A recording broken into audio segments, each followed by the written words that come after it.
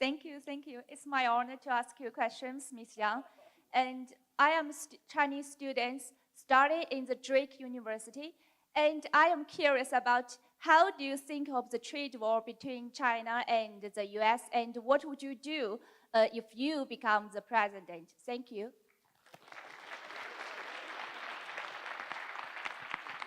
So I've talked to many farmers here in Iowa who feel stabbed in the back by the trade war. In many cases, they supported Donald Trump, and then they said, I can't believe now these tariffs are making it much harder for me to sell my goods and maintain relationships abroad. There are real problems and imbalances in the US-China trade relationship, particularly their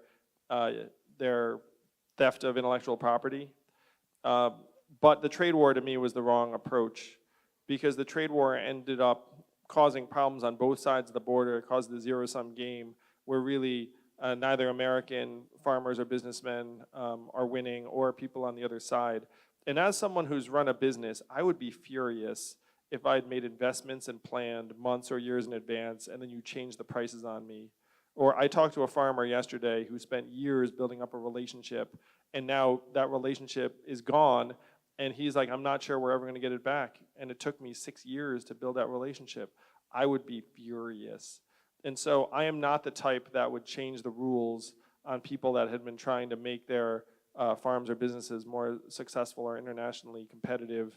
And if I were to try and do something like a tariff, I would literally give people like 3 years notice so that you don't have the rug pulled out from under you and that everyone can make adequate plans. But that would not be something I would be for in most any circumstance, because there are other ways, in my opinion, to address the imbalances. I will say that many Americans have problems with our current trade relationships because they feel like we're getting a raw deal. And in some cases we are.